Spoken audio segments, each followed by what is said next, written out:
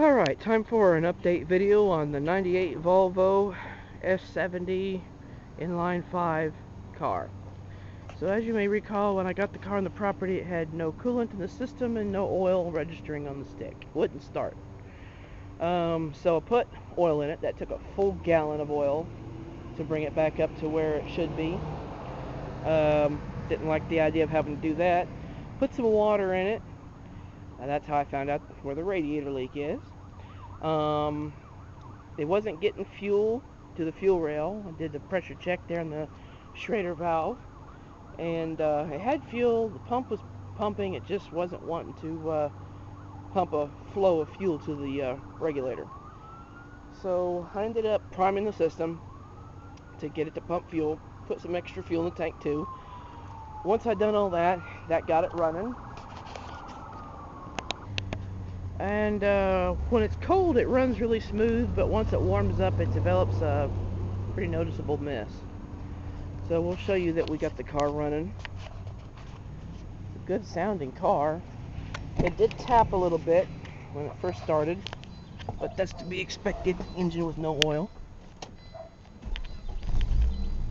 There you go. Runs pretty good. Check engine light, service light is on, but that's to be expected. He said that it was on before the breakdown anyway, so we'll take a look at that if I can with the OBD2 reader. So here's the results of the compression test that I just completed.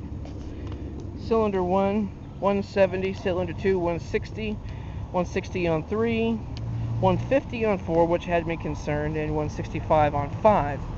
But I talked to a buddy of mine who knows these turbo engines pretty well, and he says that that's not a big enough drop to suggest a blown head gasket. Should be fine.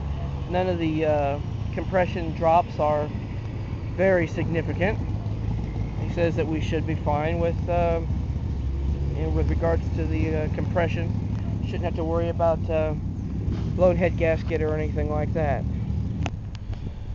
So did find out that the ignition system on this car is going to have to be gone through the plugs and wires, though the wires look recently new. This engine had gotten so hot. The number 3 plug, which is this one here, had gotten very hot, and if I had left the plug out I could have showed you, but it very clearly shows that the plug had gotten pretty hot, and I knew that because it didn't want to come off the wire. The wire didn't want to come off the plug, and it got tore up in the process, and the contacts of the plug itself show that it had gotten really hot. So the number 3 plug wire, although it seems to be firing, once the engine warms up it quits firing. So plugs and wires got to be replaced, and I'm waiting on those parts. Here in a few minutes I'm going to attempt to fix the radiator.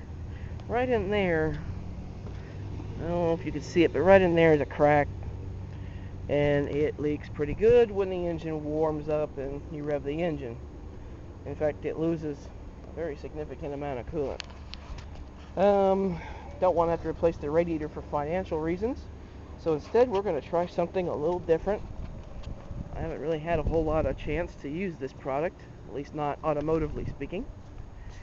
Mighty Putty. Saw this on the advertisement a long time ago, and I wanted some, so I ordered it. And I gotta say, for the most part, it has worked on a lot of the repairs that I've done. And if I remember the ad correctly, it even showed that it can be used on radiator applications. But I have never tried it on a plastic radiator. So that's what we're going to be trying here shortly. In the meantime, the engine sounds good, no knocking, and it's not smoking. Clearly it's losing oil somewhere because it was out, but once we get the engine running, get the car back on the road, or let's say it's running now, but once we get on the road we should be able to figure that out. So we'll give you another update when we have it. Thanks for watching.